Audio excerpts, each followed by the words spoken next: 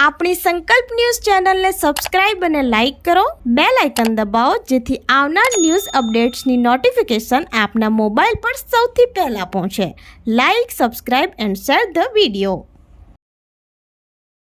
નમસ્કાર દર્શક મિત્રો, હું છું ચાંદની ચૌધરી. સંકલ્પ ન્યૂઝમાં આપ સૌનું સ્વાગત છે. સમાચારની શરૂઆત કરતા પહેલા એક નજર આજના મુખ્ય સમાચાર પર. દમણના મશાલ ચોક રોડ પર બે કાર વચ્ચે અકસ્માત સર્જાતા એરબેગ ખુલતા ચાલકનો બચાવ.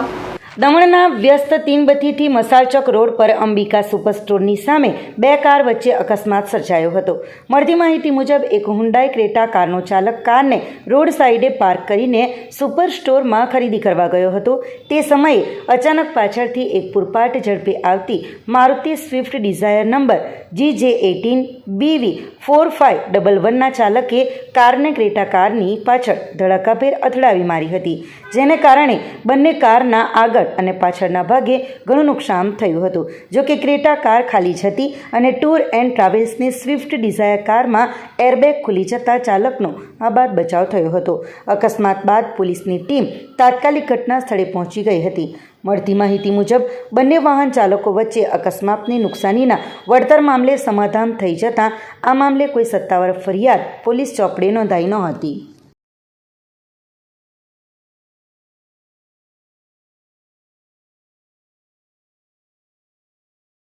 વલસાડમાં ઓપરેશન બાંગ્લાદેશીઓને લઈ એસઓજી એક્શન મોડમાં. વલસાડ એસઓજીએ 20 જેટલા શંકાસ્પદ લોકોની ધરપકડ કરી પૂછપરછ હાથ ધરી.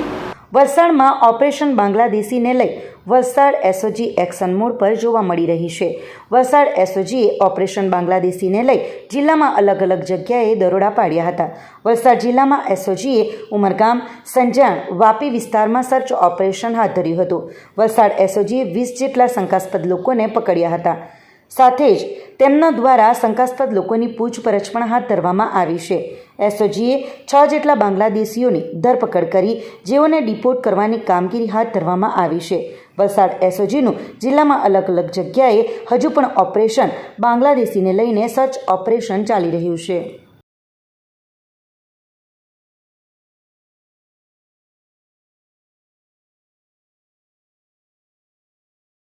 ઉમરગામ ધોળીપાડ ખાતે રાજ્યપાલ આચાર્ય દેવવ્રતજીની ઉપસ્થિતિમાં પ્રાકૃતિક કૃષિ પરિસંવાદ યોજાયો. ઓછા ખર્ચે વધુ ઉત્પાદન અને રોગમુક્ત સમાજ માટે એકમાત્ર ઉપાય પ્રાકૃતિક ખેતી છે, જણાવતા રાજ્યપાલ આચાર્ય દેવવ્રતજીએ ઉમરગામના ધોળીપાડા સાંસ્કૃતિક ભવન ખાતે પ્રાકૃતિક કૃષિ પરિસંવાદમાં ઉપસ્થિત રહી પ્રાકૃતિક કૃષિને વ્યાપક બનાવવા માર્ગદર્શન આપ્યું હતું. રાજ્યપાલે પરિસંવાદમાં પ્રાકૃતિક કૃષિ ઉત્પાદન વેચાણના વિવિધ સ્ટોલની મુલાકાત લઈ પ્રાકૃતિક કૃષિ ઉત્પાદનો નિહાળી ખેડૂતો સાથે સહજ સંવાદ કર્યો હતો. પરિસંવાદમાં રાજ્યપાલે પ્રાકૃતિક ખેતી કરતા ખેડૂતોને રાસાયણિક ખેતી કરતા ખેડૂતોને સમજાવવા આહવાન કર્યું હતું. તેમણે જણાવ્યું હતું કે આપણે રાસાયણિક ખાતરો અને ઝેરી જંતુનાશકોનો આડેધડ ઉપયોગ કરીને ધરતીને પથ્થર જેવી બંજર બિનઉપજાઉ બનાવી દીધી છે. રાજ્યપાલે એક સંશોધનનો ઉલ્લેખ કરતાં જણાવ્યું હતું કે તાજેતરમાં 105 માતાઓના દૂધના પરીક્ષણમાં ચોંકાવનારા પરિણામો સામે આવ્યા છે. તમામ માતાઓના દૂધમાં યુરિયા અને જંતુનાશકોના અંશો જોવા મળ્યા છે. આ ઝેર ખેતરોમાં આપણે નાખેલા રાસાયણિક ખાતરોને કારણે અનાજ અને ફળો દ્વારા માનવ શરીરમાં પ્રવેશી રહ્યું છે, જેના કારણે 10 વર્ષના બાળકો પણ કેન્સર અને ડાયાબિટીસ જેવી જીવલેણ બીમારીઓનો શિકાર બની રહ્યા છે. દેશમાં 40 લાખ ખેડૂતો પ્રાકૃતિક ખેતી કરે છે અને ગુજરાતમાં 8.5 લાખ ખેડૂતો પ્રાકૃતિક ખેતીમાં જોડાયા છે. વલસાડ જિલ્લામાં 24,000 ખેડૂતો પ્રાકૃતિક ખેતી કરે છે. જિલ્લામાં વધુમાં વધુ ધરતીપુત્રો પ્રાકૃતિક ખેતી તરફ વળે અને ઝીરો બજેટ ખેતી અપનાવે તે માટે પ્રશાસન દ્વારા મિશન મોડ પર આયોજન હાથ ધરી જિલ્લાના તમામ તાલુકાઓમાં સુવ્યવસ્થિત આયોજન કરી ખેડૂતોને પ્રાકૃતિક ખેતી માટે ગામે ગામ તાલીમ આપવા ખેતીવાડી વિભાગને અનુરોધ કર્યો હતો. આ તકે નાણાં અને શહેરી વિકાસ મંત્રી કનુભાઈ દેસાઈએ જણાવ્યું હતું કે પ્રાકૃતિક ખેતી ધરતી માતાને બચાવવાનું મહાન કાર્ય છે. વડાપ્રધાન નરેન્દ્ર મોદી પણ પ્રાકૃતિક ખેતીને અપનાવવા અભિયાન ચલાવી રહ્યા છે. રાસાયણિક ખેતીના કારણે જમીનની ફળદ્રુપતા ઘટી રહી છે. આ પરિસંવાદમાં બાદમાં જિલ્લા પંચાયત પ્રમુખ હેતલબેન પટેલ, જિલ્લા કલેક્ટર નીતિન સાંગવાન, જિલ્લા વિકાસ અધિકારી અતિરાગ ચપલોદ, ઉમરગામ તાલુકા પંચાયત પ્રમુખ સંતોષ દળવી, ધોળીપાડાના સરપંચ મીનાબેન પાટકર સહિત મોટી સંખ્યામાં ખેડૂતો ઉપસ્થિત રહ્યા હતા. आज वलसाड जिला की उमरगाम तालुका में यह प्राकृतिक खेती संवाद का कार्यक्रम है. आप सबकी जानकारी के लिए एक बार में पूरे गुजरात के दरेक जिला में जा चुका हूं, लेकिन आजकल पिछले 7 महीने से एक अभियान चलाया है. मैं दरेक तालुका में जा रहा हूं और उस तालुका के किसी एक गांव में रुकता हूं. आज देहरी गांव में था, वहां के स्कूल में रुका हुआ था. वहां हमने कल पर्यावरण दिवस पर वृक्षारोपण कार्यक्रम चलाया. प्रधानमंत्री श्रीमान नरेंद्र मोदी जी ने भारत के प्रधानमंत्री बनते ही इस देश में स्वच्छता अभियान का एक बीज मंत्र दिया. एक पेड़ मां के नाम का अभियान चला. ये दोनों अभियान हमारे इस कार्यक्रम का अंग रहते हैं. हमने कल स्वच्छता अभियान भी गांव में चलाया, वृक्षारोपण भी किया. एक अनुसूचित परिवार, उसमें कौशिक भाई के यहाँ भोजन हम सब ने लिया और रात को गांव के लोगों के साथ संवाद का कार्यक्रम किया. સેલવાસ મસાડ પંચાયતમાં SIR door to door survey શરૂ. ખોટા મતદારને રોકવા અને પારદર્શક યાદી બનાવવા પર ભાર મુકાયો. વહીવટના નિર્દેશ મુજબ દાદરા અને નગર હવેલીના મસાટ ગામમાં SIR સર્વે યુદ્ધના ધોરણે શરૂ થયું છે.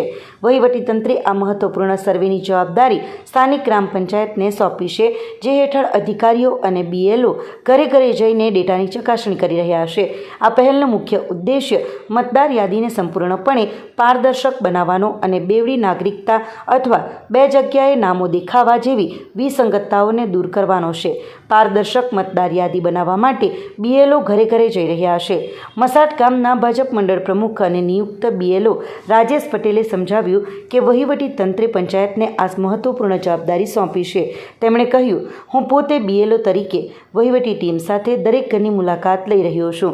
અમારું લક્ષ્ય એ સુનિશ્ચિત કરવાનું છે કે કોઈ પણ લાયક મતદાર બાકી ન રહે અને સર્વે સંપૂર્ણપણે ન્યાયી હોય. સર્વેની વિગતો શેર કરતા BLO રાજેશ પટેલે જણાવ્યું હતું કે ટીમ સ્થાનિક અને બિનસ્થાનિક બંને પરિવારોની સંપૂર્ણ ચકાસણી કરી રહી છે.